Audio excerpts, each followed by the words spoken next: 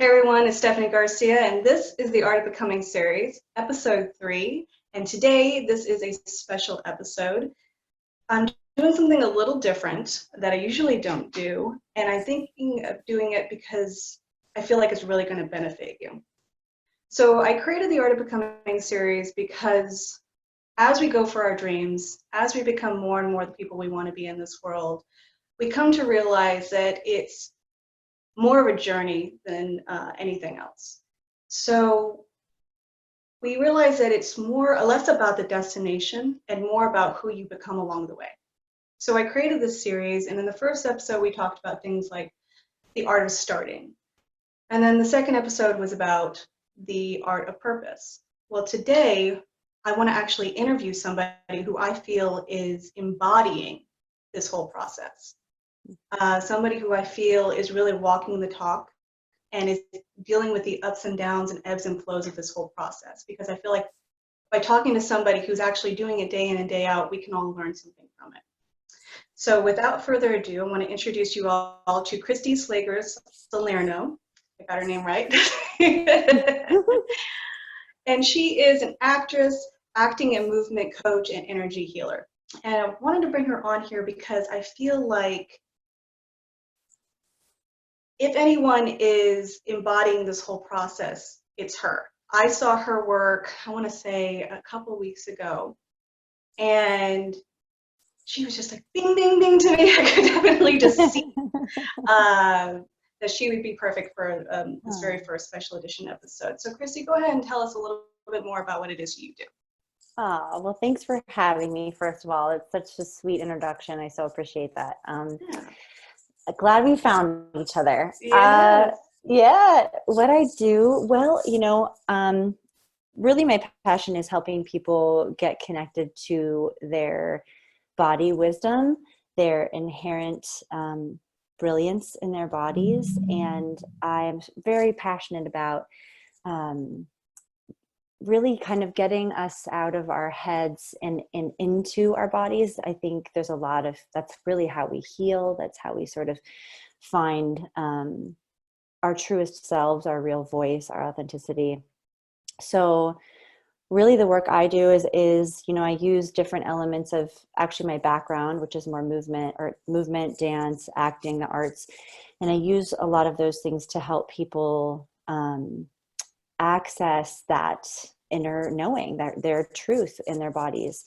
So that's kind of what I do, and I use elements of energy healing, and like I said, the arts, acting, and all that stuff, movement to do that. Yeah. Well, I'm curious, what brought you into this embodiment work? It was an accident, as so many of these things tend to Yes, be. yeah. That's that whole art of becoming. That's that journey we're talking about. We think we're going one way, and Yep. then life takes us a whole other. 100%. I was in LA for acting, 100%. That was my passion. That was Yeah. my training. And at the time, the teacher at my acting studio wanted to start a movement dance program.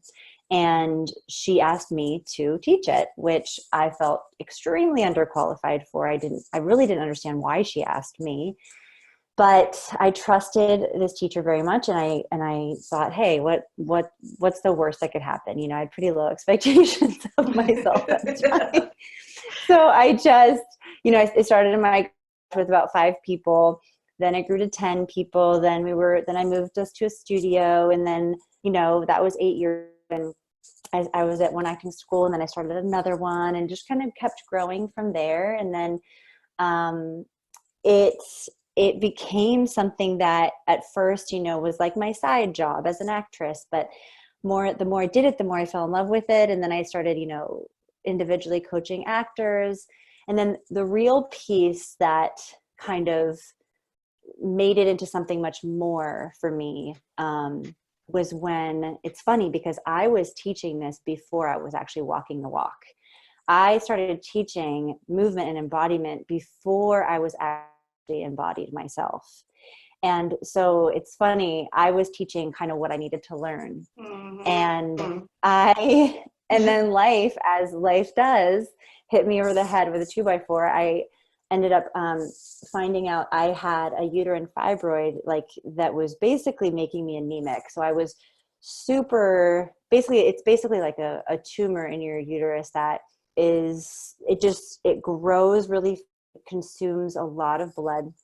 And I almost passed out one day when I was teaching, and that began the road of, whoa, I need to look at what am I doing to my body? What am I, there had been so many signs before I found out about that I wasn't okay, that I'd ignored. And so really the fibroid was like my messenger. It was like, hey, you need to stop and pause, and you need to do this work that you are telling other people to do, that you're not doing. And that was the big shift right there. That was the big blinking lights for life. Yeah. That was the wake up. Yes. Oh gosh. Yeah. Gosh, yeah.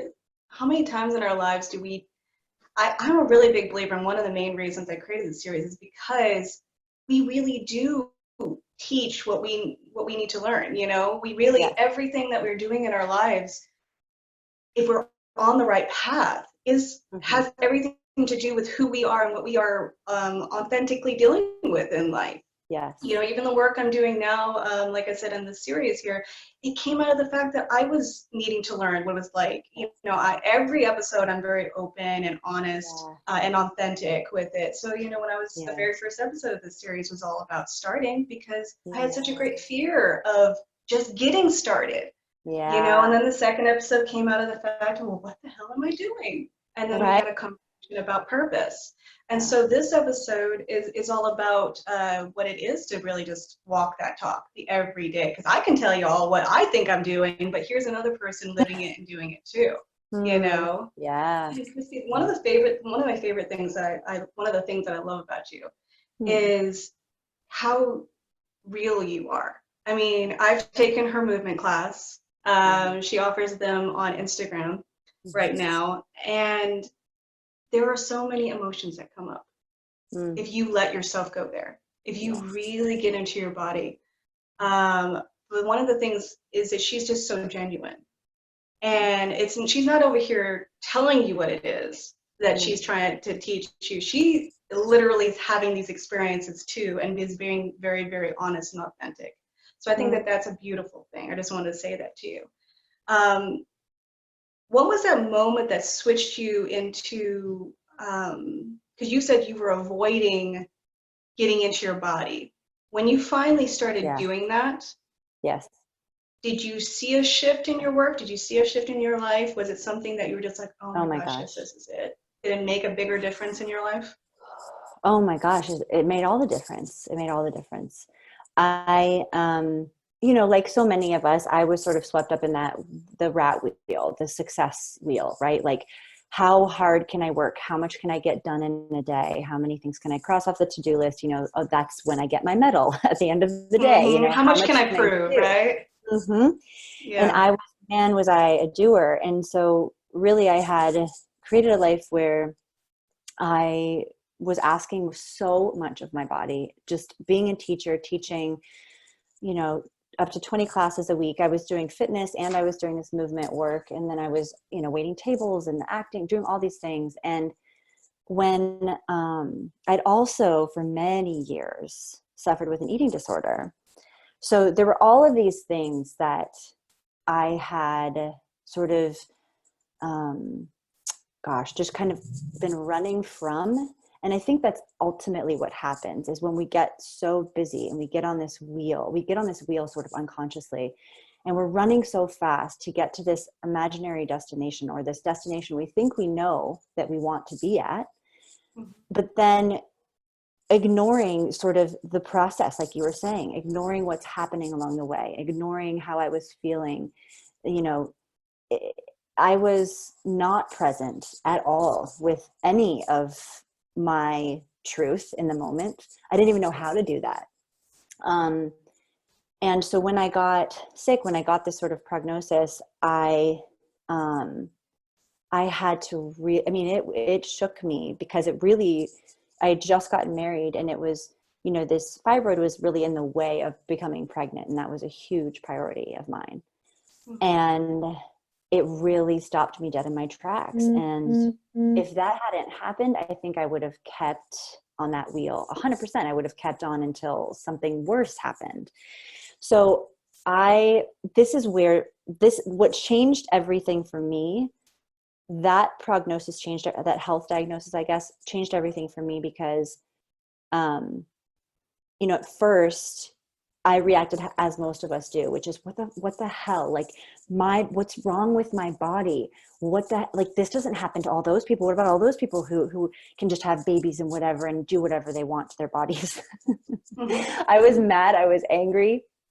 But then, that whole journey taught me was that no, your body's your friend. Your body has a message, and the message is you're not listening to yourself. You are running yourself ragged to something you think that you want that's not even really who you are. And, I had just been taught to put my head down and work hard and just run up that hill. And no matter what happened, get to that goal. And there were so many parts of me that I left behind that were ignored. Mostly my emotions, mostly any of my feelings, my truth, my heart, my softness, So there was just so much. I mean, once that diagnosis happened, I thought, I thought to myself, I know that I could go have. I just had an instinct that if I just went and had the surgery, I would be missing something. Like I knew that I needed to be with this part of myself. I was really convinced that that my body could heal itself if I figured out, what the source of this was. And so that really launched me on this like couple-year journey of homeopathic healing, naturopathic healing, changing my whole lifestyle, how I ate. I went to all sorts of just everything. I mean, that led me to energy healing, essential oils, herbs. And I really believe that sort of was my sort of initiation of sorts into the healership side of what I was going to be doing in the future. Little did I know. Yeah. If we're open to it. Oh, but this is the hardest part. This is the hardest part right here, because we have it in our minds where we want to go and what we want to do. And that's not a bad thing. Sometimes it's going to lead us. Again, there's that point of that conversation, but it's not about the destination. It's about who you become along the way. That's the whole point here. Life is going to detour. And it's not saying that it's not going to take you to where you want to go. Right. Because I know that feeling of, but I really want this in my life. Sure. It's like, no doubt. Yeah. Sometimes it's the catalyst that gets you on the road. Absolutely. And maybe it is going to take you that way. But first, you've got to go this way. Everybody, I think, goes life is A to Z, but really it's, start here, A, now you're going to D, now you're going to, G, and then back to A again. That's the way this journey works. Absolutely. And do you feel like by giving into it, because sometimes we resist it so hard, and then the brick wall comes and we can't resist it anymore, we have to face it. Yeah. Do you feel that has made you, I know that you said that you haven't focused so much on the acting because something else has come to you. Do you feel like it's making you a better actress? I know you coach a lot of actors, and I do know that many of them have said that their work has become better just by working with you. So there is something towards getting into your body and movement. My question is, do you feel like it's making you a better actress? Do you think it's making you, how do you feel like it's benefiting you by just... Yeah. Oh, no, I hear you. I'm saying yes a lot because I'm like, yes. It's funny because when when all this happened, sort of the note I would get from my acting coaches, was always around, do less, do less. It's like you're Kristi, but then you're putting more on it. You're efforting. And I didn't understand what that meant. And it took a lot of just this healing process of letting go of all of these, so many of the masks I was wearing, disintegrating the picking apart and looking at the broken, wounded parts of myself that so needed approval desperately. The parts of myself that I was unconscious of that were just keeping me sort of in a personality that wasn't, my realist self. And when you're an actor, that's who has to show up, is the realist part of you. If you want to be a good actor, you have to be, you have to be willing to know that part of yourself and to bring that, and for that to be enough. And if you can't do that in your life, if you can't allow even yourself to have the intimacy with your own truth, then to bring that to your acting is really not accessible. If it happens, it's an accident, And so to me, when, the work of getting into the body and what I had to do to sort of learn to heal myself was to honestly, I had conversations with that fibroid in my belly. I asked it why it was here and what did it have to teach me. And the crazy thing about it is every time I asked it, it said the exact same thing. And it took me 3 years to actually take it seriously. Every time it would say what it was here for. And I would say, oh, no. Like I've already dealt with that. And I'd move on, and then it would come up again and again. So it really taught me how the body knows. And it's, it's hard to be that honest with ourselves. We have a hard time with hard truths sometimes. And so the body holds them for us until we're ready to look at them. But I really believe the body is like a servant of the soul. It is truly here to bring us to the next thing. And it's holding our truth until we're ready to look at it and to own it. Yeah. So yes, I believe that all of this has helped me become a better actress because, I couldn't just sit in my skin without putting something, on before, Yeah. So you were just doing that. That's something that I think we all do. We kind of put that mask on and are acting like somebody we're not. It's so interesting. The thing that really, there's several things that struck me while you were speaking. One of them was you said in order to be a really good actor, you have to be, I think you said you have to be the real you. You have to feel. And I thought it was so interesting because if anything, when you're an actor, you're not, I would at least say is that you're not being you. You're being somebody, you're being the character. But you said, but no, to be a real actor, you have to be really you. Yeah. And I'm guessing you're saying embody who you are, embody the human emotions. I'm imagining that's what you're talking about, right? Yeah. Yeah. So there's kind of sometimes a misconception, and trust me, there's a lot of different, ideologies and ideologies around acting. But, there's this idea that I'm now playing the character. I'm going to transform. I'm going to become this other thing. But when we do that, we actually tend to take a step out of ourselves and sort of we put the character away from us, which can lead, in my experience, to a lot of sort of vacating type of acting because we've removed the heart and soul that is us from the character. We're kind of putting it's like an idea outside of us. So really good acting, I believe, is that character is stuck with you. That character comes into your body, gets to pay rent in your energy field. And so it's really about how much do I know myself, and how much can I turn up this part of me, turn down the volume on this part of me. But all of it is my flesh and blood, my feelings, my reaction, my soul, right? I'm modifying little bit because this character's had a different past, has different conditions. They live in a different world than I do.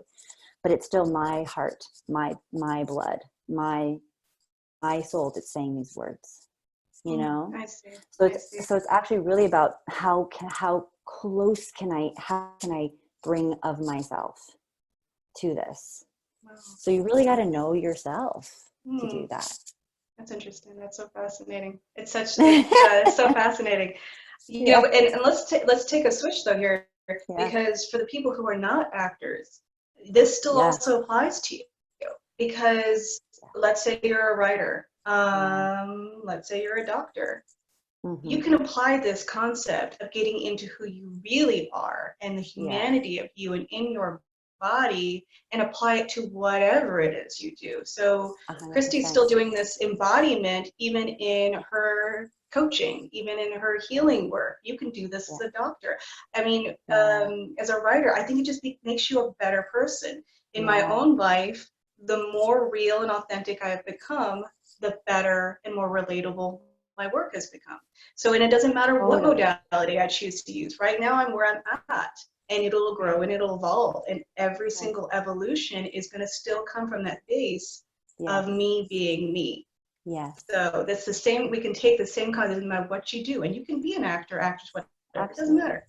It's the Absolutely. fact that we're bringing our human Yes. to the conversation, which is 100%. so natural. Yeah. You know, 100%. something else that you were talking about is you kept getting messages Mm-hmm. from other people. So you had external messages and then you had internal messages, but you were ignoring them. Yeah. There's something here. Sometimes you're going to get the feedback from life, right? And sometimes you're going to feel it from your inside your body. We have a tendency to ignore that.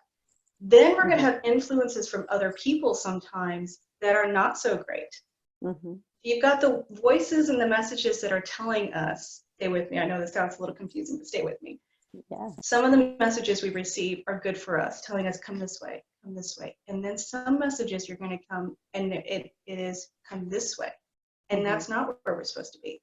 Mm-hmm. So the messages that say, come this way, and it's trying to bring you to your evolution, we don't focus on that so much. We ignore that, we run away, we fight that.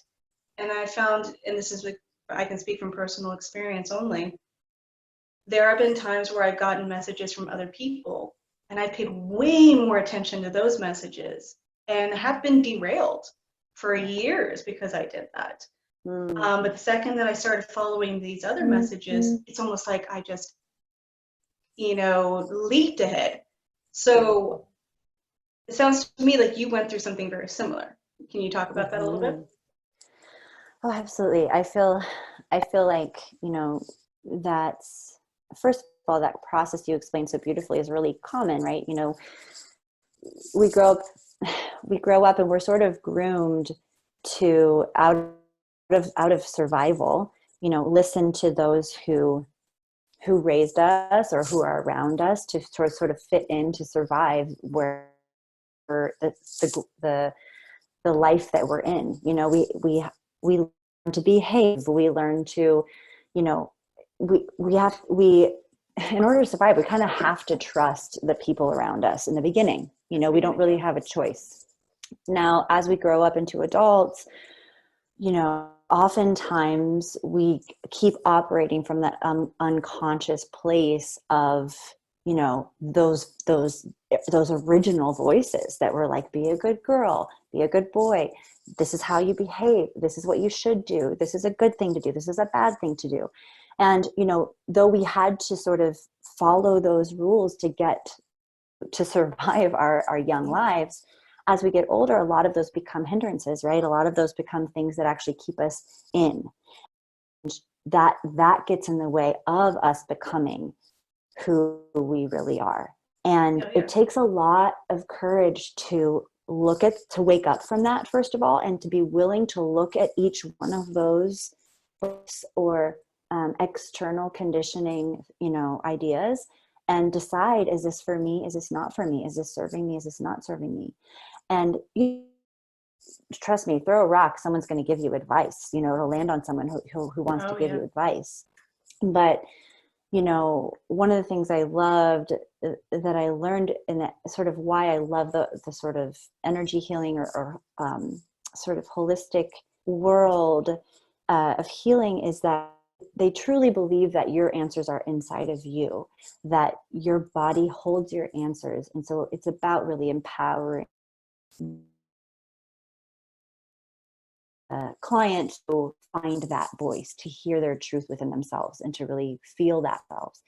And I loved that so much because, yes, I was such a people pleaser. I mean, I got straight A's all through school, not because I loved school, but because I had to get straight A's, because I had to be special. I had to, impress everybody. Gosh, I know that story. And Gosh, I know that yeah, story. yeah. And then, so it was a really big thing for me to sit down with really literally a pen and paper and write down the beliefs that I had that that were holding me back, that I had to let go of. And that was part of the healing process for me. And I find that, it's really the key to stepping into your true authentic life is finding that courage within yourself to sort of reconnect with your inner voices in your body. That's really what is going to drive your car down the path that you're meant to go down, And it's awesome to have great people that you trust in your life that are wise and can reflect back to you or give you advice. But at the end of the day, right, all of us, we only have ourselves to, we have to live with ourselves, and I think there's just, I'm just very passionate about, I love watching people sort of repair that relationship with their body and find the truth within themselves and begin to trust themselves again. Because I think what happens, in that conditioning process as children is that we get talked out of trusting ourselves right off the bat. That gets us in trouble, right?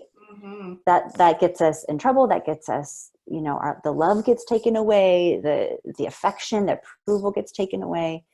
So we learn very quickly, oh, I can't trust that voice. So then, of course, we grow into adults who don't trust that voice. No. So it takes a minute, right, to even hear it again.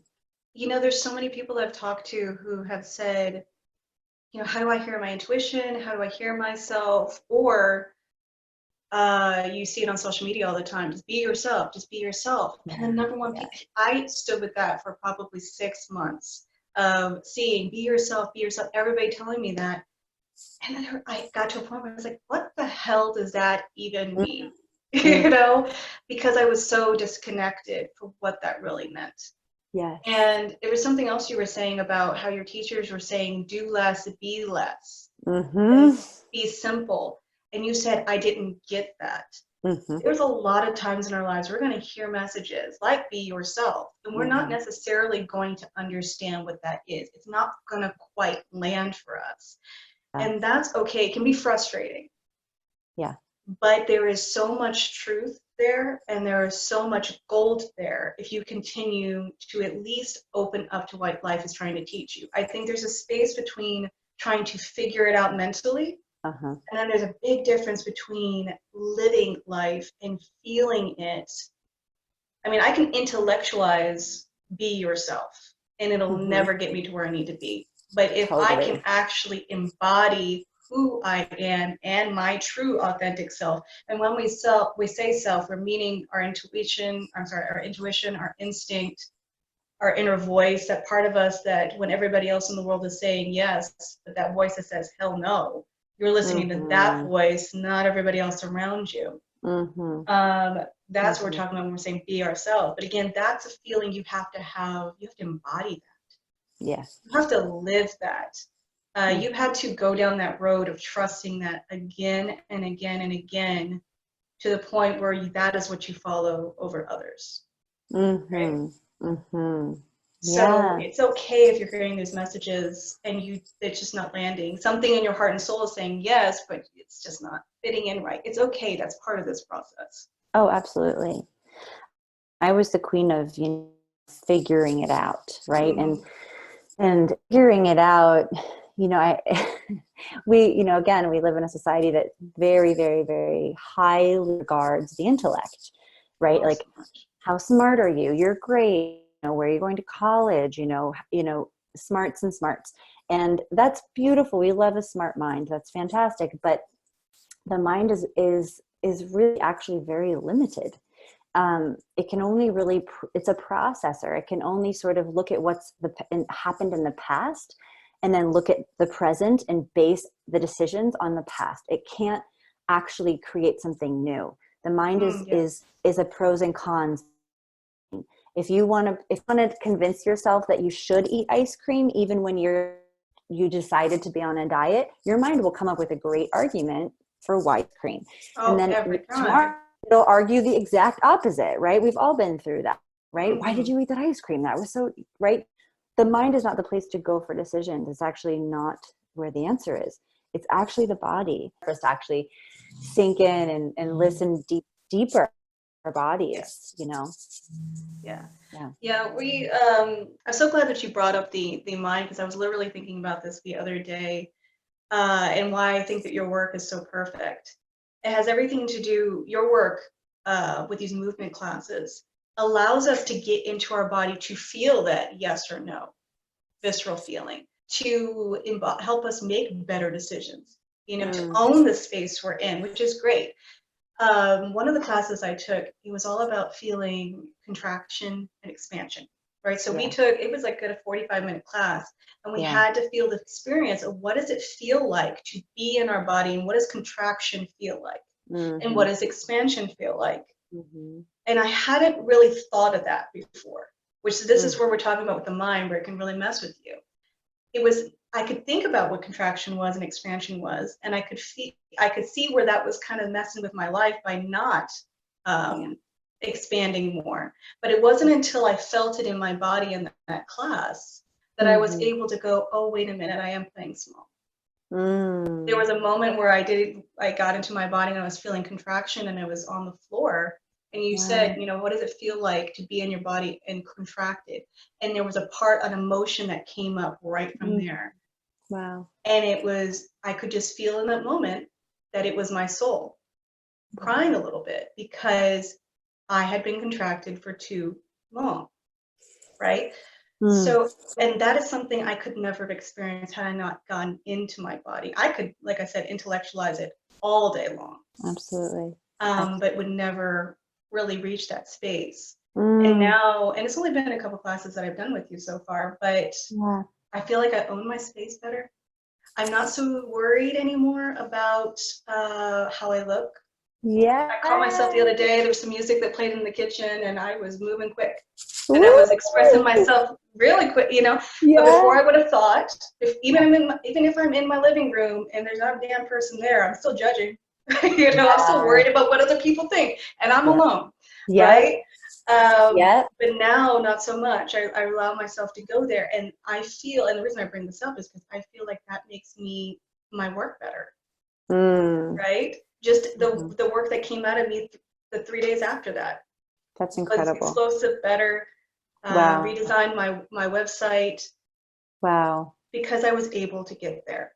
And so that's the point of this, is that getting into your body is where you make decisions. You can feel the yes, you can feel the no. But if you're in your brain, your body could say yes, but your brain will very quickly go, yeah, but okay. Right. You could be thinking, you'll hear the voices of maybe your parents, or that one aunt that said that horrible thing to you when you were 5 years old, or that belief that maybe you picked up from grade school. If you let your brain make the decision. But if you can feel your body say a yes, and it's a yes. If your body says no, it's a no. Period. Absolutely. So wow. Beautiful experience. I love hearing that. I love that. It's always so beautiful to me, because everyone experiences the class in their own way. And like you shared, your body had a specific message for you that came through in the movement, in its own way, in its own timing. And that's why, honestly, I love this work so much, because everyone's body is so magical and holds their truth for them. And you never know when it's going to open or when it's going to arrive. And the process of sort of, getting out of the head, which, by the way, I'll give the head its credit in that it is, we do form this sort of inner critic voice really for the purpose of staying safe and of survival, right? It's not like, I feel like the inner critic gets a lot of bad rap, but if we can sort of look at it as a friend, or as the part of us that's just trying to protect us from what it doesn't know, and it doesn't want us to get in trouble or to get hurt or to get made fun of, right? So it keeps us in this safe bubble, or safe but kind of miserable bubble. Right. But at least it's familiar, right? And familiar feels safer than unfamiliar. So, in the movement class, when you begin to expand just your body beyond its usual comfort zone, its usual, what's familiar, just the act of doing that, first of all, you experienced this, but it'll wake up those voices, right? And sometimes they can be loud, like, oh my gosh, you look stupid, and what's that, and what is this, you don't know what you're doing, this is dumb, I should stop doing this, right? And all these voices come up because you've stepped out of the comfort zone. So that the class is actually meant to kick those voices up, because once those voices are up, you've expanded, you've stepped beyond what you've done before, right? All of a sudden you're in this new territory. So you've already stepped into more of yourself just by moving your body. That's it. And then when you do that, all of a sudden your body is like, oh, wait, I can let some of this out. Some of this stuff I've been holding on to now has some room to bubble to the surface, and all this beautiful truth begin to arrive. And they're messages that, are meant just for you. You know what I mean? Oh, yeah. I couldn't tell you what that message is going to be. It's your message. And that's what's so beautiful to me. Yeah. You know what? Here's the other thing about your classes that I absolutely love is it's a safe environment. There's a lot of times you're going to go out into the world and you're doing your thing, and it is not necessarily feeling like safe waters. It's not. It's bringing up all sorts of memories and all sorts of feelings and all sorts of triggers. In your class, you can experience all of those feelings in a safe space of knowing you're just not being judged. Because seriously, I'll tell you guys, you'll be in a class with her, and she will do that little giggle laugh right there, and we're doing something weird, and we're doing something like all out of our element. And I'll hear that little giggle laugh, and I go, okay, I'll start giggling. Yeah. So now I'm not worried about it anymore.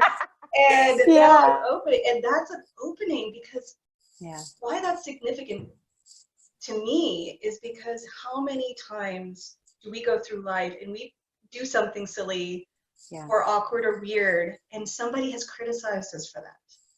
We have not always gotten the support we need, or been around the best people or environments to just go and explore. Many of us have never really had the opportunity of just being ourselves in front of people, and for that to just be honored and respected, just laugh with the person. If we had more of that, I think we would be much more open. The world would be a better place. I do feel like we're in a world where we're emerging from that a little bit in some way, but to be able to explore and expand yourself in a safe space is a beautiful healing process. It's the whole reason I'm bringing this up. And so if something, maybe this is something for you guys, if you've never had an experience where you feel like somebody's truly supported you. So I did want to talk about something here.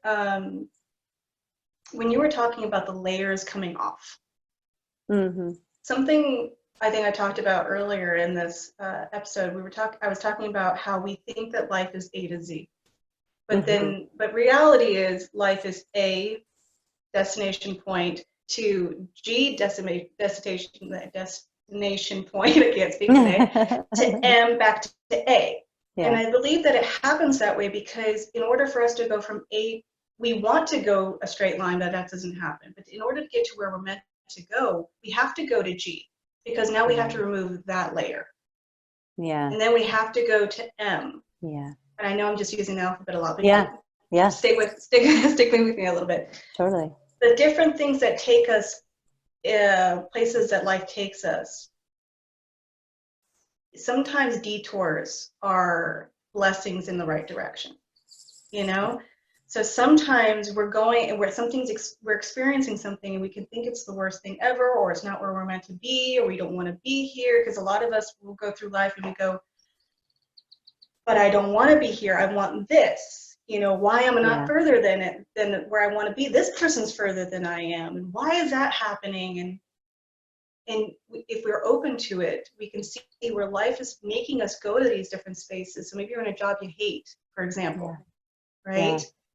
But maybe you're in that job because you're meant to learn something and gain something. Or maybe it's meant to strip off a layer because we picked up on our lives so many different things from other people, you know, and those layers have to come off some way. And the universe is wild, but it is also really wide, right? So it knows exactly what it's doing. And if you're open to it, it can be a less of a painful process. You know what I'm saying? Absolutely. So, and it sounds like you've had many of those little nuances in your own life. Oh, right? yeah.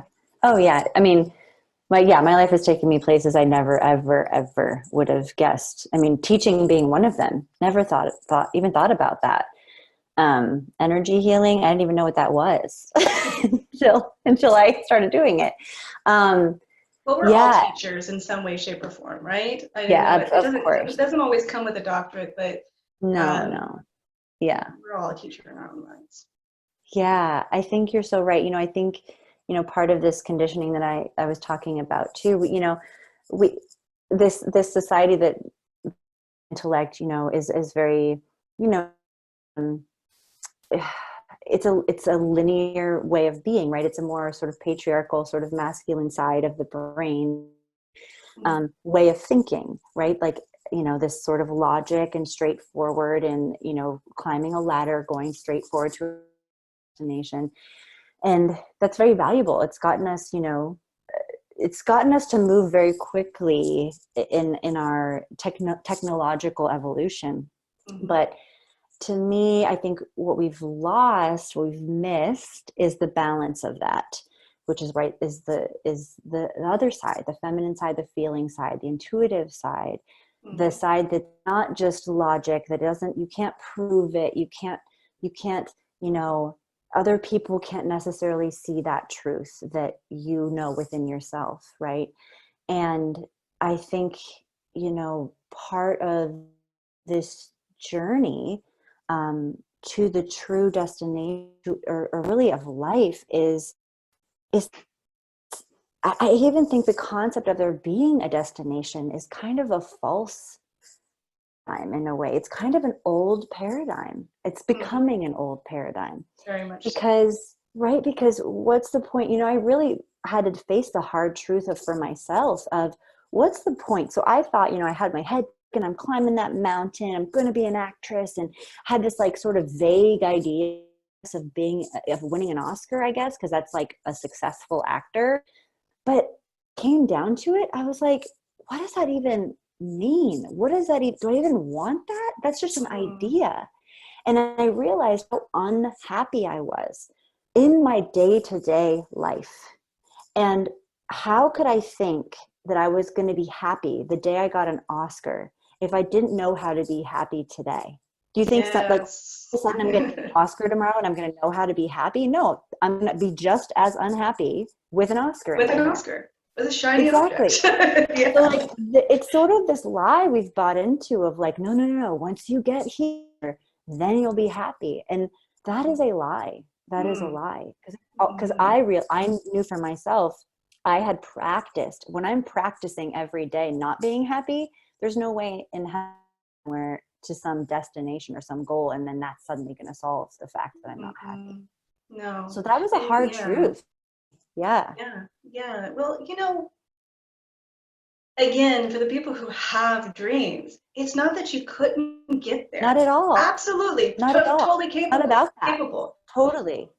It's about the fact of at least be yourself and enjoy the journey. Because when you get there, it's more like it doesn't matter. You got it, and that's awesome. You get the Oscar, it's great. But it's the icing on the cake. Absolutely. You know what I mean? It's not your fulfillment because you're already fulfilled.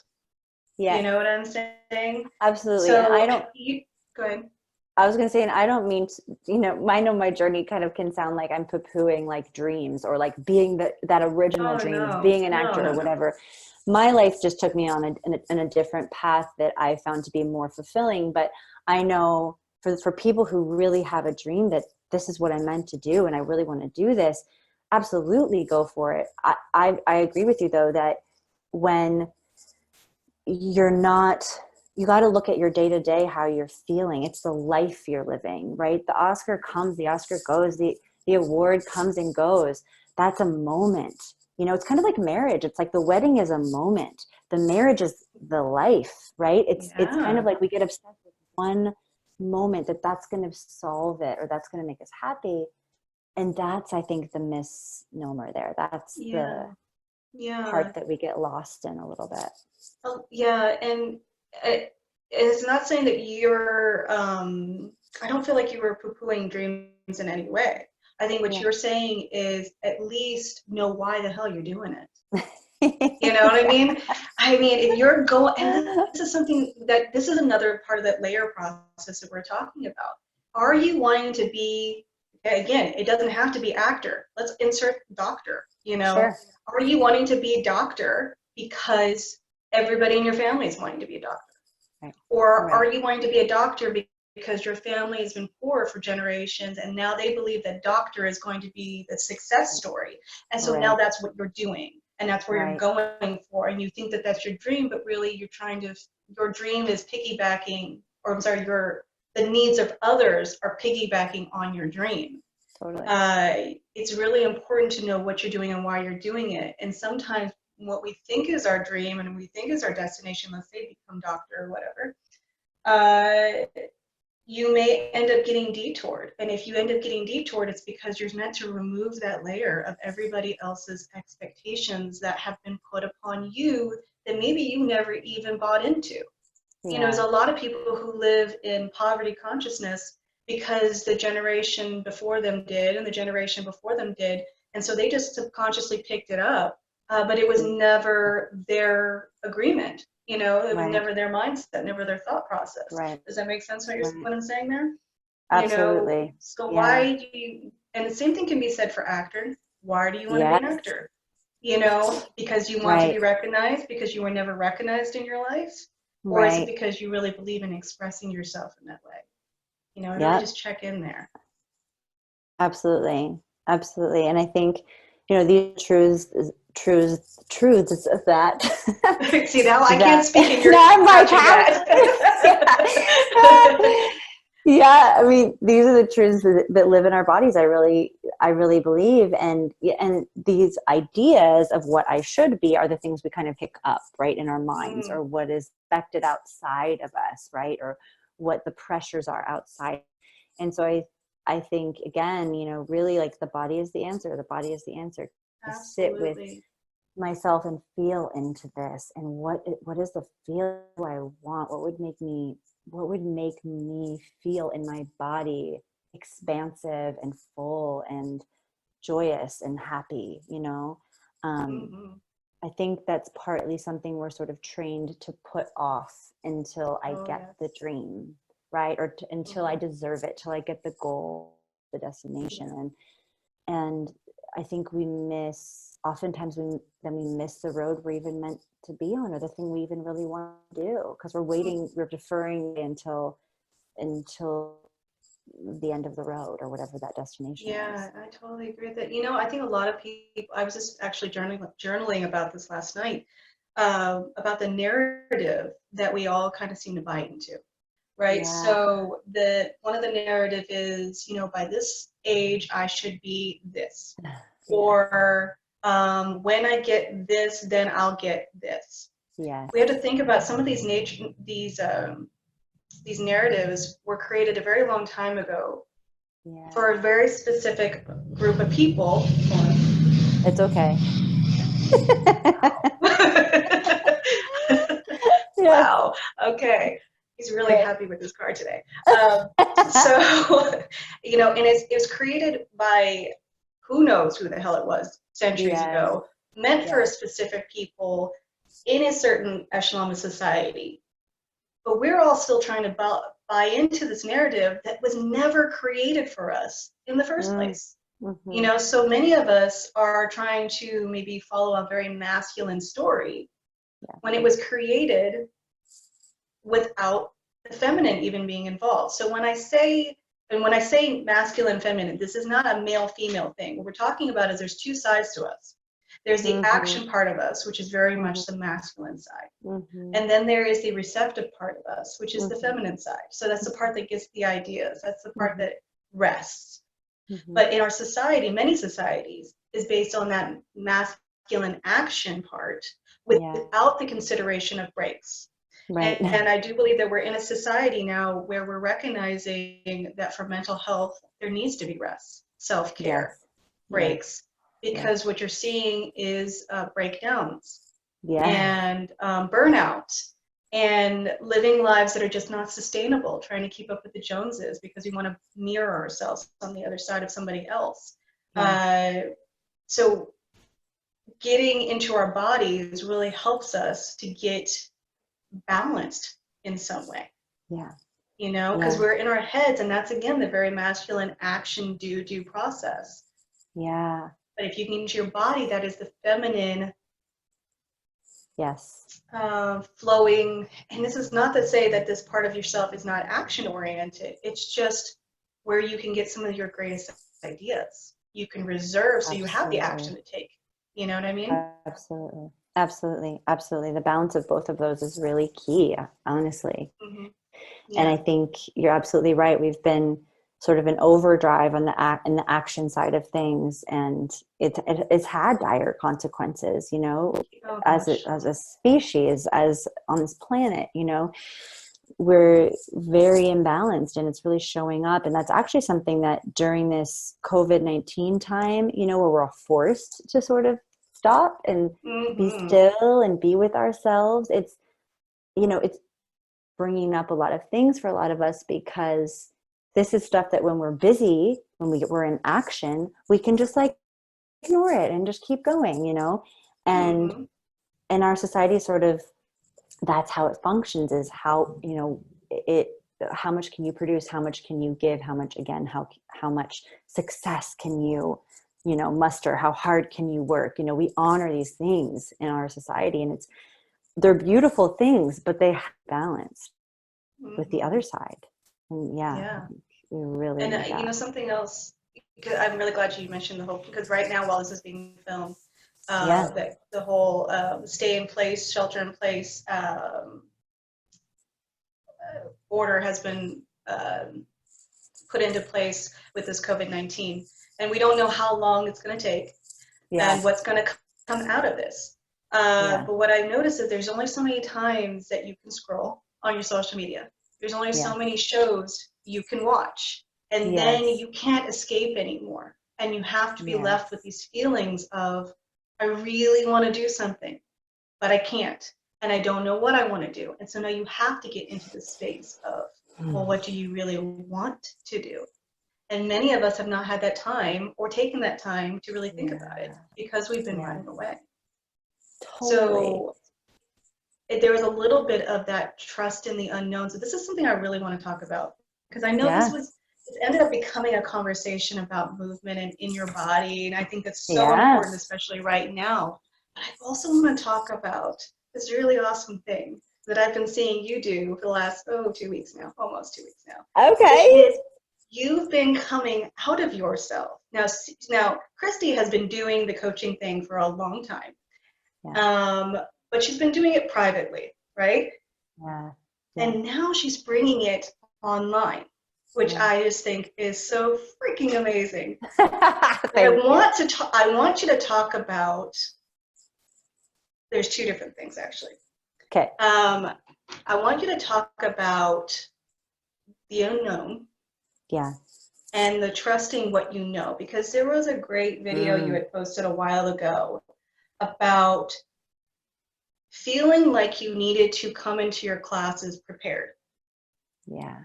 And then you got to the place where you learned to start trusting yourself to know what needed to be taught and how to teach it. And so you started going through the process of living in the unknown for a minute, or teaching in the unknown, and you got to the point of learning you could trust yourself. So can you talk about that? Because I know a lot of us really feel uncomfortable with that aspect of trusting ourselves in the unknown. Thank you for asking that. I when I first started teaching, I was terrified, right? I would get sick every morning before I taught. I would not be able to eat. Everything would come out if I ate. It was terrible. I You are was so natural at this. terrified. That makes me so, like, I blows my mind Well, I was a that good you do actor. that. I was You a good are a very actor. good I actress. I could would say cover it. that. I was like, I'm good. But I see but that. so I was, super controlling type A personality. And I would have these notebooks that were, it was like, okay, warm up, 10 minutes, this, 3 minutes, this, 4 minutes, this, 5 minutes. It was like to the minute how class would unroll, right? Mhm. And that was kind of my security blanket. And I would stick to that, and I was very rigid about it. And then I remember the moment I was in a class and I had this exercise planned, and I'm looking at the people in front of me and what's going on in the class. And I'm like, oh crap, this exercise this is not right for this moment. And I wish I could remember the circumstance, but it was like something that would have really, really not worked. And I remember I freaked out. Like inside, I freaked out.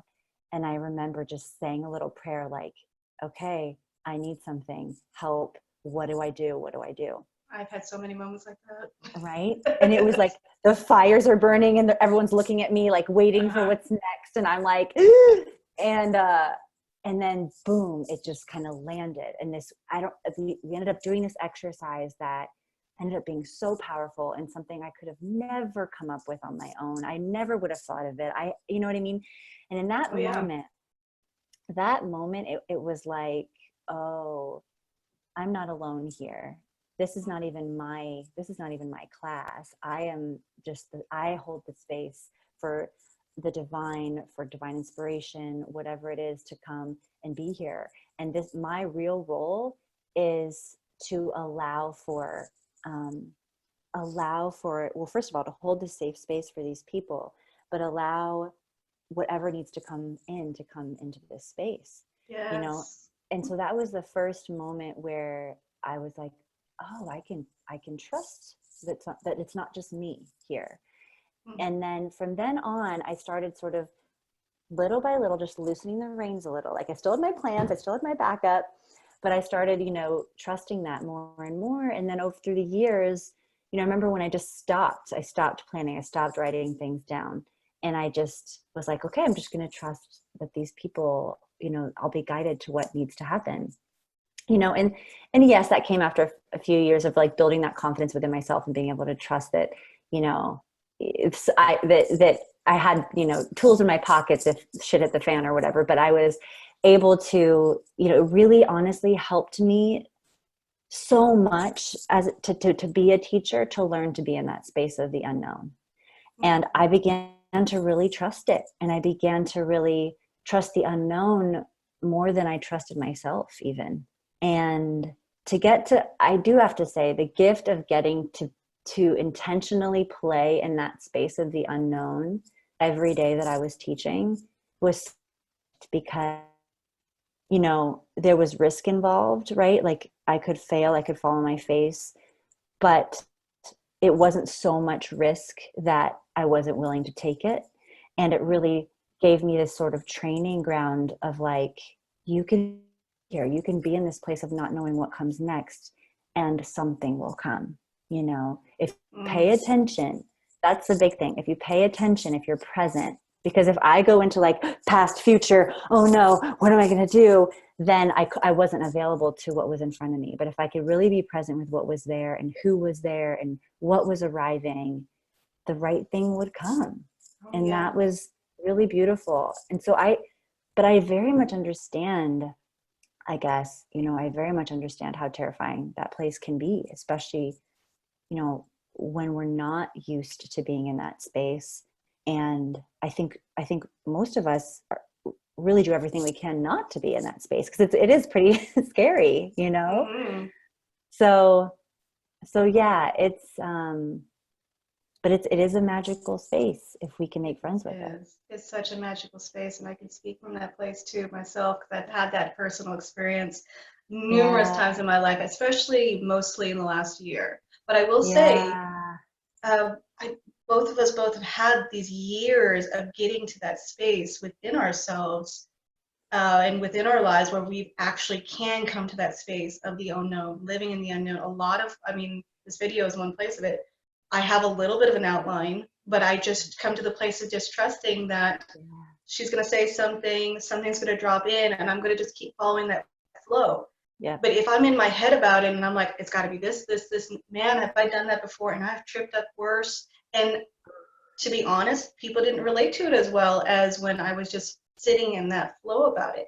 But it does take time. It's going to terrify you if you've never had that experience before. Right. It's going to freak you the hell out. Right. But you have to get to that place of first competence in trusting yourself before you can get to that confidence, and then it's second nature. But it takes time. It takes time. And you got to get, again, it really is a big thing about getting into your body and out of your head. The second you're in your head, man, those things get messed up so bad. Right. Yeah, you know, but when you're, and I will tell you that what we're talking about here is something that can only be felt. It really isn't something you can intellectualize. This is something that you've either experienced this or you have not.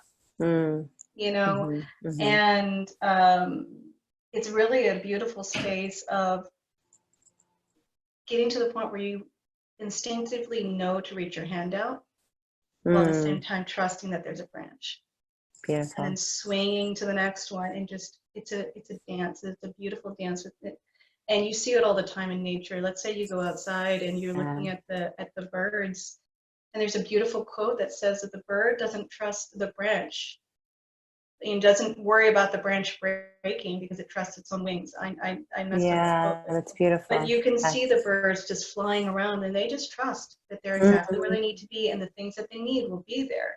But it's such, it takes a lot of practice, a lot of trust to get to that space. Let's talk about something else that requires a lot of trust, shall we? Okay, so something you were talking about today, which was about, now Kristi is such a natural at this.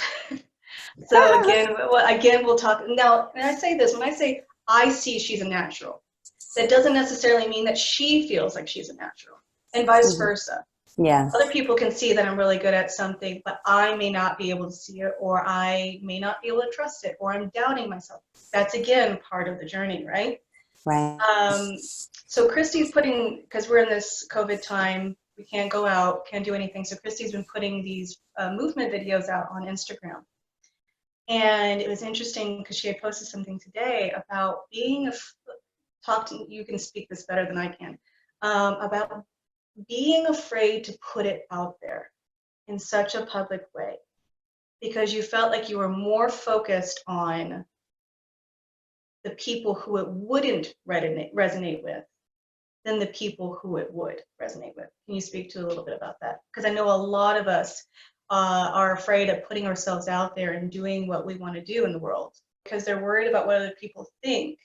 And so they prevent themselves from expressing what they're meant to express out of that worry of criticism and judgment, when it's not really about those people that are going to judge you. It's more about what you've got to put out there. So can you talk a little bit about that? Oh, totally. Yeah, so I decided, when I was going to do the movement class on Instagram Live, it was just a one and done thing. I was like, oh, I'm just going to do this because, everyone's home, whatever, it'll be fun. Because I usually have my class on Wednesdays in Los Angeles. And I was like, oh, I'll just have one on Wednesday for whoever wants to come. And then after I did it, I was like, oh, that was fun. And I got, a lot of people like, oh, keep doing it. And I was like, yeah, that'd be great. And so then I was like, okay, I'm going to do this every day, too. Oh my gosh. So then, it was great. It kept going. And then about 5 or so days in, this fear set in. And this was a fear that I hadn't really confronted yet, but was very much, I knew it had always been there since I started teaching. And it was really, so many of these voices coming up, like, first of all, like, oh my gosh, you're sharing this with the world. Like, what are people going to think? That what you do is so different. It's kind of weird. People are going to judge you. I had all of these people from my past that would pop into my head. Like, what's that person going to think? And that person going to think? And, all people that like my biggest fear is, they probably wouldn't resonate at all with what I'm doing. And I realized, like, as much as I was getting all this beautiful, positive feedback and sharing and sweetness, kindness, where my wanted to focus was on who's not it, who's going to come in and be like, this is so freaking weird. What is this? That's where my mind wanted to go. And, that's not super surprising, except that what I realized this morning and what that post was about was that I realized, oh, wow, these voices have been here all along. And these are the voices that have kept me doing this at on a smaller scale than what I have kind of known in my gut it was meant for. Oh, yes. You know what I mean? Yes, I do. I was like, people are going to think this is weird. No one's going to get it.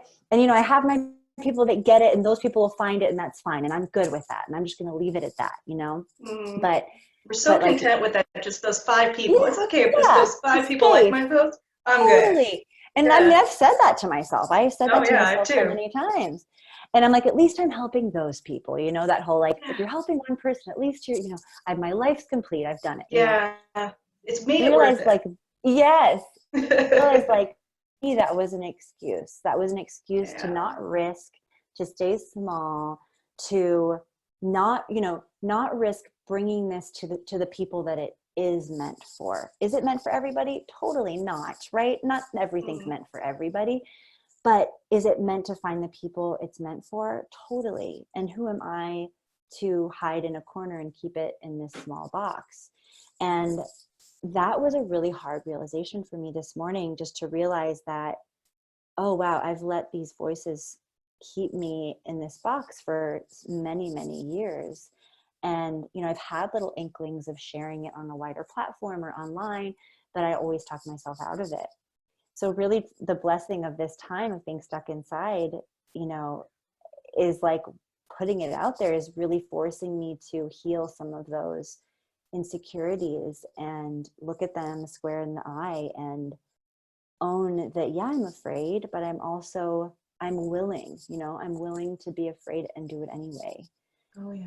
And that's, I think, what's really happening for me right now with this. Oh, I don't believe you're alone at that. I think this is a time where we're really being forced to face them.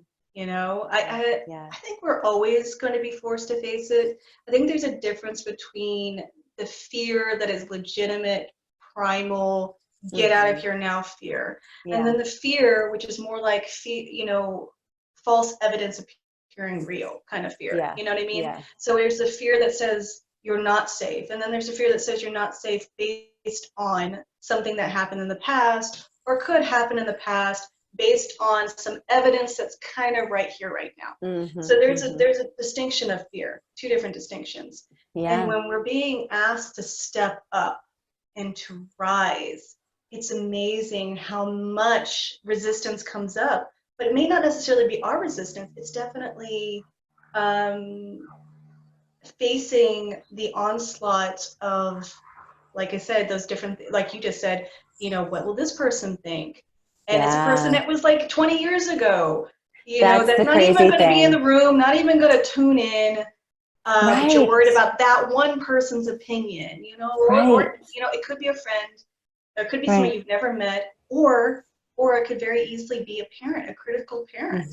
That's the voice you're hearing, or you're, I don't know, Aunt Edna or something like that, who never was thrilled with anything that you did in your life, but that one person you're afraid of. And I say all this not to like make light of it, but it's something I think we all can resonate with, which is why I really wanted to do this episode and talk to somebody who is seriously doing it too. I mean, but as you can hear what Kristi is going through, I hear it and I go, oh, I can relate. So I'm pretty sure other people can relate to this too. Yeah. So tell me what happened though, the moment, now you're realizing that you are worried about what other people thought. Yeah. And then on the other side of that fear, when you actually went out there and did it, what do you feel, what happened once you did jump over that hurdle and put it out there? Whew. I mean, so much. First of all, it felt a little like jumping out of the window naked. It felt like very vulnerable. Like, here it is, here I am. Here I am in all my Yes, glory. There's world to exactly, say. exactly. It feels very like open to the slings and arrows of the world, Hmm. but it also feels very alive, and it feels very um, like gosh, what was I doing before? I wasn't Hmm. really risking anything. and and as scary as it might be to jump out the window naked, it's also like, you know I think when I was holding sort of the cards in my vest, or keeping everything close and hidden, I was that was my way of protecting myself, in the sense that, like, well, I always have this hidden, card to play that, you'll never know about, but I know how great it is. And it was sort of my ego's way of, you know, keeping myself safe, but really I was just hiding. I was Hmm. not allowing my full self to be here, and to give what I'm here to give. And Hmm. it's really an ego thing, because my ego is like afraid that not everyone's going to like it and everyone's going to make fun of it or whatever. But then, on the other side of that, it's like, gotta have something that's a secret. So just in case, I always have something, a secret hand to play, if that makes sense. I don't even know if that's It, making it sense. does. It does. It's our defense mechanism. It's our survival Yeah. plan, right? It's that Yeah. it's such a trick of the ego that makes no damn sense at all. Can I I know. can I tell you though? Here's something that Yeah. I observed. As soon as Yeah. she actually came out of the woodwork and put her stuff online, Yeah. it is almost like she just came out of nowhere in 2 weeks. She said it. I'm seeing Autumn Resser, Research. Yeah. research, sorry, Research. Autumn research. She tags you in a post, Yeah. and I'm like, yes, And I am hearing Yeah. every She's amazing. person sitting Yeah. there and going, uh, Oh. I've heard about you for so many different places all of a sudden, and that's Yeah. where. And the reason I bring this up is because on the other side, now a lot of people will say, on the other side of your fear is your comfort zone or whatever. It's the rest of your life. That's the stuff that Yeah. they like to say. But the Right. truth is when you do that thing that you've been resisting for so damn long, you put yourself out there, you face that fear, you face those that onslaught of voices that come in, Yeah. right? When you Yeah. face it, feel that fear, do it anyway. Yeah. It's almost like boom, you just explode, light out. Everybody Yeah. sees you all of a sudden because you're not Mm. afraid. I mean, you could be afraid to be seen, but you're standing in your full authentic glory, and there's something about that lights up in Mm. you and resonates with people, Mm. right? Yeah. It's almost like you could be hidden and veiled because you chose to be hidden and veiled. You chose to keep it Yeah. in your vest pocket. But when you Yeah. just show it out there, Yeah. you're no longer veiled, and it's amazing how many people you can see. But again, that's the point I was saying earlier. Um, when you resist it, it's like it takes years of Oh, sludging up the mud of a mountain. But the second that yeah. you step in, it's almost like you're moving mountains and you're accelerating in a speed faster than you can make mental sense of. Mm. You know what I That's mean? beautiful. Yeah. Totally. Yeah. So do Yeah. you feel like you've grown so much in that way? I know Yes. I've seen it, but have you seen it? Thank you. That's so sweet. Thank you.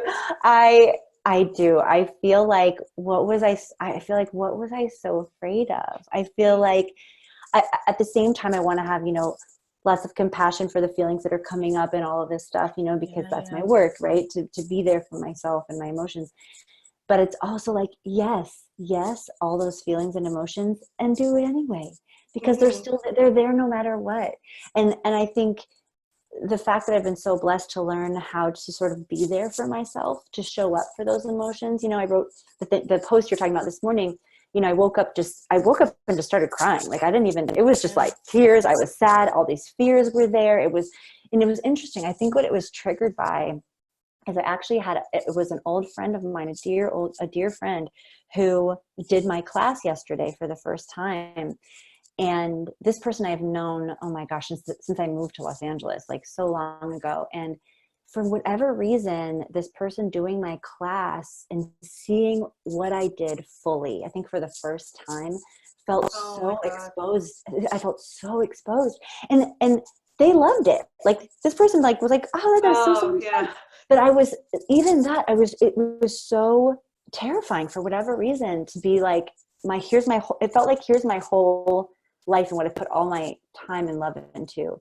And now you can think anything you want of it. And I think the fact is I really cared what he thought. I really cared. Oh.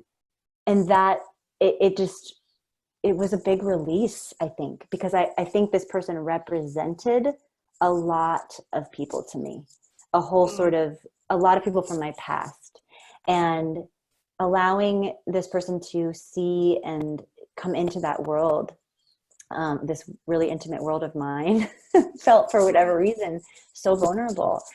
But it was so beautiful to get to move through those feelings. And I honestly just feel like this is what it is to be alive. This is what it is to live your Yes. purpose. You're going to feel a lot because you're alive. You're not numbing. You're not hiding. You're not running away from the truth of you. You're living it. And yes, it feels scary, but it also feels like, of course, this is who you are. Thank you for being that. Thank you Right, for just right. owning it. Yeah. Well, when you were Yeah. sharing that story, I thought, oh, you came into your class and you were being validated for what you did. You totally surprised me when you said, oh no, I was feeling vulnerable. Because I've Yeah. had that experience too. Mm-hmm. Sometimes I would love to say that I've had more experiences of doing my work in front of people that I cared about their opinion and felt validated. I've yet to have that many experiences of that. I've had more feelings of that vulnerability that you're talking about, of Yeah. feeling so exposed, because you can have so many people in front of you and it doesn't really matter their opinion, but it's that one person, and now you're Oh, feeling yeah. so self-conscious. And of course, at that point you go, am I even really being me? Am I even really showing everything I can do? Because I know I'm holding myself back because I Yeah. care too much about you and what you think. And this other person Right. is Right. probably just totally wanting to be there, support you, and they have no idea that this is what you're thinking and feeling. Totally. But Totally. for whatever reason, you feel that way. It's Yeah. uh, see the mind stuff that just comes up too. And Yeah. I hope you guys can resonate with what we're talking about here. These are the stories. These are the stories that keep This is the us truth. Yeah. held. And I want to think about that because this person is sort of, because this is significant for me and maybe someone will resonate. But for whatever reason in my life, there have always been these sort of very strong sort of alpha male men who I love and adore, who, are sort of the kings of the castle in this society, right? Like alpha male, like powerful, great people, but sort of hold the keys to the kingdom, at least in my eyes, right? Like they can do whatever they want. They own the world. That, this whole story that I tell myself. And so for whatever reason, those people sort of hold this sort of the gold star, the gold standard. And if I don't pass that standard, if I don't get the gold star from the alpha male that's the king of the world, then who am I? Then what I do isn't valid. So Oh, it was wow. hitting on all of those wounds as well as just the friend wound, the exposure, the vulnerability. Oh, So it wow. was a lot of Wow. stuff that came up. Yeah. Wow. See, All the healing. insert alpha female in my Okay. story, because that's Okay. where I've had it. It's not Yeah. necessarily the alpha man, because I feel like I've had a lot of support from that realm. Yeah. But Yeah. I felt that the alpha females, the ones that are just like, hard as hell Mm-hmm. to get approval from, that I've always felt like I needed that damn gold star from them, and it's Yeah. always fleeting. It's always fleeting. And I'm not saying that Totally. you have a bad relationship with this person that came into your space, but No, some no, no, people no. do. Yep. Some Yep. people can definitely say, it's almost like they want that little seal of approval from that person, and it's almost like that person can't, even if it give it to you one moment, the next moment it's gone. Totally. And this is a reason that owning yourself is so important. Yeah. Because if you are wanting that gold star from somebody, and I'm going to tell you that this is a feeling, I don't know if this goes away. Right. Right. I'm sure this is something that keeps coming back. We all have wounds of our own that come back again and again in different forms as we go down this road of this journey. Yeah. And you think you're done with it, and then it comes back in another way, or it triggers you just a little bit more, and you have more to let go of. But if you don't own yourself, it's so hard to get past and get out there. Yeah. I want to add one more thing here to this. So when you came out, and I say come out because I really do feel like you debuted. Right? Right? She's arrived. She's like an glory. I love it. I know, right? Yeah. But when you did that, I can't tell you how many times you probably have validated other people. By you, there was something about, I don't know what it is. And again, this is the magic of life that we're talking about. When you step forward and do that thing that you're the most afraid to do, and now you show up for people on their radar, when they experience your thing, something else opens up inside of them. And I think I already talked about this kind of similarly when I said I took, I did one of your one of your online classes, because I was dealing with all these things being shut in too, when I needed to move the energy in my body. What I thought is that I needed to move the energy in my body. What I didn't realize was by me interacting with your work, it opened up my work. You know what I'm saying? Yeah. We're all in this together. Totally. And so when you did you, I'm able to do me. And then when I do me, others are able to do them. And so this is that ripple effect. So even though we're all kind of going through this fear right now of this virus, and we don't know what it's going to do, what it's going to take, I do believe that in some ways it's going to take some of this crap that we've been holding on, right? Yeah. I think there's an intimacy for all of us being in our homes talking and sharing ourselves in this way that allows us, I think, to open up in a way that we haven't been able to do for a very long time. Does that make sense what I'm saying? Yes. And I don't feel like there's a time other than now where it's more important, and also more possible, Yeah. Yes. And isn't that ironic that it took something sort of stopping us in our tracks? First of all, that I'm even talking to you. We didn't know each other before this. You know what I mean? And to find someone that's just so like-minded, and there's just so much here we could talk forever, right? And this is just from us exposing, from, stepping into ourselves. I stepped into myself a little more. You stepped into yourself. And you're right. I feel like this has been happening sort of slower, like a wave of this sort of opening in this. Oh yeah, for a couple of years now, at least. Absolutely. And then now this it's just kind of sort of exponentially starting to happen in this beautiful way. And, I've been watching people do it and being scared to do it myself, but wanting it, seeing it and being like, oh, I want to do that. But what is my thing? What is it that I'm here to share? Meanwhile, I've been doing it for 8 years. I just didn't even occur to me that I could share it in this way. And it's unbelievable to think that us just stepping into our truest selves and being true to ourselves could be our greatest gift. Oh, yes. Like, that's incredible. Yeah. What an incredible thing to just, if that's all there is, that if I can just truly learn to be me and love myself and step into my power, that is what unlocks and liberates and helps, heal the world.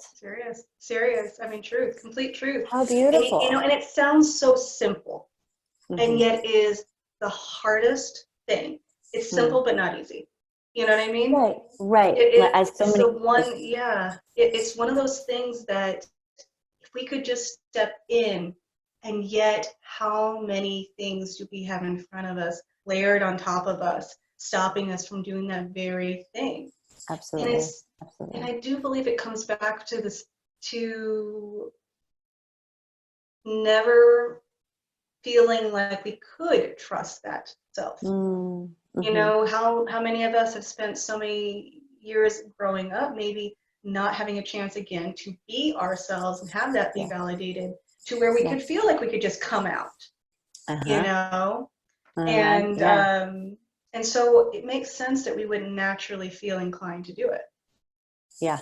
Absolutely. you Absolutely. I know? mean, there is so much risk, when you've been sort of raised to sort of sever off parts of yourself. The the the subconscious feeling of risk and terror of Mm-hmm. allowing those parts of yourself back in is really scary. But like you said, it's very simple. It's just the challenge is, and I tell my healing clients and my students this all the time. This doesn't have to take years. This doesn't even have to take months or weeks. It's really a willingness. It's really, am I willing to sit with Mm-hmm. what's uncomfortable? Am I willing to sit with those layers and let them fall off and go through whatever feelings to get to that truth that's in there? Mm-hmm. Because it's a simple thing, but the willingness to be with what I might feel or what I might have to reconcile is what's hard. What can be Yeah. You know, you're right. Like, to get to these layers, it doesn't have to take years. Sometimes, though, this hmm process does take years. Absolutely. It took You know, years for sometimes it me. does. Yes, Yeah. yeah, well, me too. Yeah. It's really important. So, for whatever reason, Maya Angelou comes into my mind right as we were speaking all of a sudden. And I had to keep thinking, she's always somebody that I really look hmm to embody what we're talking about here. Yeah. I don't believe that she had a destination in her life either where she needed to be something. She was a beautiful example of evolution. And I really, if hmm anything, talks about the art of becoming more, it's the space of evolution. We mm are not getting someplace. We are becoming more, Yeah. more and more and more of ourselves. And I think we need Yes. to let go of this notion that we need to get to a place Yes. or get to a place by a certain time Yes. or in a certain way. We need to let it go. Um, Yes. and that can be harder to do for some people. Some people, that letting that go is so Oh embedded in, so yeah. strong, that it takes feeling the feelings could just take one layer off. Mm. But it's a continuing releasing on this one subject, you Yes. know? And I really believe that a successful life really comes when you are all Mm. of you, and you've letting it out Amen. more and more, that you have no more to give. Yeah. And you've touched as many as you're meant to touch, and the Absolutely. message went out as far as it's meant to go, and now you leave, and your Yeah. legacy is that I, left I behind. You don't yes. take anything else with you. I love that. I love that. I love that. Like, when I really got real with myself about like, what do I want? Sometimes I'll do this where I'll ask my, 85, 100-year-old self, what if I was 100 and I was looking back at my life and I lived I lived the life that I wanted to live, what would it be? What would I have? What would I feel like?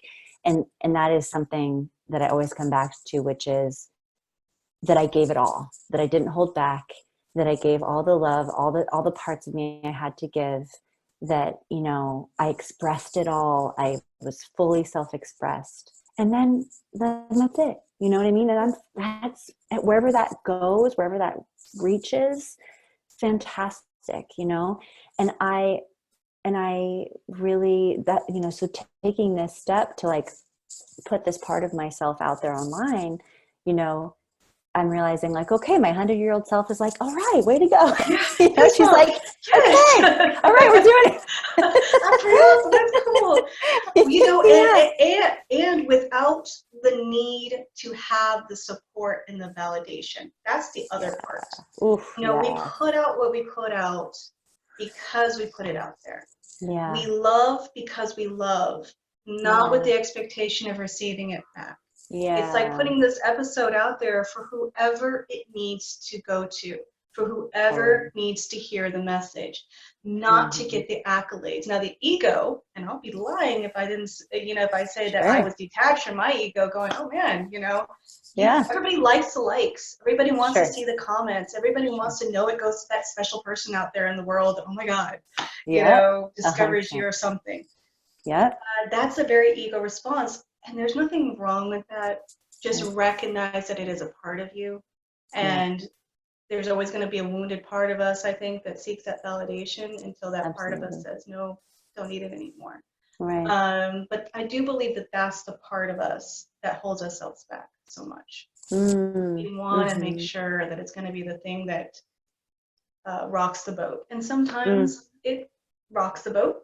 And sometimes, or I'm sorry, I'm not saying rock the boat is the wrong thing, because most people don't want to rock the boat. Right. They just want to make waves. Making waves. That's they just want to make I waves. get what you're saying.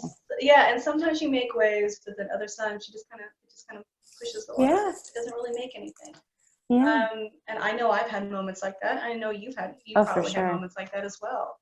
And if you attach yourself to success on those various levels, it's not going to go as far as, not really going to go anywhere. You know what I mean? No. Yeah, that was something I remember. I don't remember if this was a quote or what it was, but about the ego, where, if you believe all of the praise, then you believe all of the negative stuff that comes, right? And either way, you're attaching yourself to that external validation, like you said. And either way, it's going to sink you, because then you're living for the praise, or you're living in reaction to the negative comments, right? So, so much of my healing, because trust me, coming from a major people pleasing background, detaching myself from the need to be loved by everyone has been a big journey for me, and I'm still not free of that, but at least now I recognize it. I can see it. Okay. I see what's happening. I can be with myself and recognize when, that ego part of me is feeling, insecure and wanting that, that praise. But what, the funny thing about it is that, I don't know if you've experienced this, but I think this happens actually to a lot of movie stars and sort of celebrities that get famous really fast, is that, you get tons of praise and accolades and fame or whatever it is, but it's not enough. No matter how much you get, it doesn't fill that broken little wounded spot that it wants, right? So that ego wants to keep getting more, but it doesn't matter how much you get. If you can't fill that hole up yourself, it's never going to be full, So that work, this honestly sharing with the world and all the things it's bringing up for me has really been an incredible healing opportunity to look at that part of me that, still wants the validation or feels like I have to be liked by everybody. And it's really forcing me to, or it's giving me the opportunity to acknowledge that and fill that up for myself, and be proud of myself for just putting it out there and letting that be enough, Right. It kind of comes back to that conversation we were having with the Oscar. You can, if you're wanting to go there to get the Oscar, to get validation, then you're going to be empty. But if you're full and you're fulfilled before you get the Oscar, now it's a cherry on top. Totally. And a lot of these things happen to us and come to us in our lives to show us where we still have those wounds and that work to do. And that's not a bad thing. It does feel scary as hell many times. Absolutely. And I just think that the evolutionary process is we're still going to always we have this tribal thinking of just wanting to belong. And there isn't anything wrong with that. Not at all. But choose to belong to yourself first. Yeah. And choose to belong in a group of people that matters, Yeah. That's a huge thing, because I think we try to belong, but maybe we try to belong with the wrong group. Yeah. Or we try to belong to people who didn't care and won't care. It doesn't matter how many times you bind yourself backwards. You know what I mean? Not going to matter for them. And at the end of the day, you're not, again, being your truest self when you do that. Right. That's a really good point. Yeah, About the absolutely. So, you know, Kristi, I just want to say thank you so much for being a part of this Aww. conversation and coming on here. This is such, I could just feel this is so good, so good. Yeah, So I hope I love so it. many people get something out of this. Can you Yeah, tell everybody where they can find you? absolutely.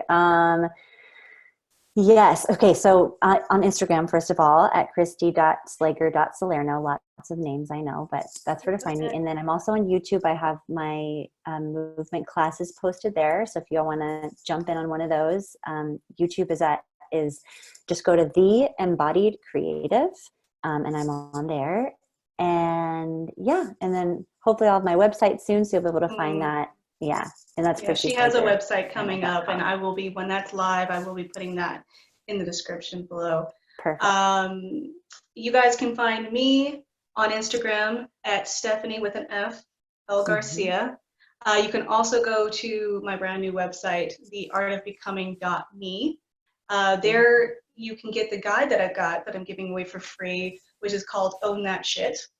Yes, Yeah, right. that's So it helps you awesome. to own who you are, own what you do, and then own that in front of people. Because 99% of the time, we hold ourselves back because we're worried about what other people think. That Yeah, guide is going to help you get through that if that's a problem. beautiful. All right, guys. Thank you so much for being here and watching. Thank And Kristi, you. I want to say thank you. This was such a uh, really beautiful, beautiful conversation, and I'm uh, so happy to have met you. And I love what you're doing, thank and just you. thank you for letting me be a part of it. It was really Oh, special. absolutely. And you know what? I'm so glad that I've met you too. And thank you for Yeah. being a part of this. And thank you for putting yourself out there. Because, like I said, had you not done it, you wouldn't have activated me. And I know that Mm, I am not the only story there. There's got to be so many other people that probably feel the exact same way. So you keep doing what you're doing. And thank everybody's you. watching this. You guys keep doing what you're doing, okay? You're going to get there. It's all a part of the journey. And there's no wrong and there's no right, right? Right, So, right. guys, take care and bye bye.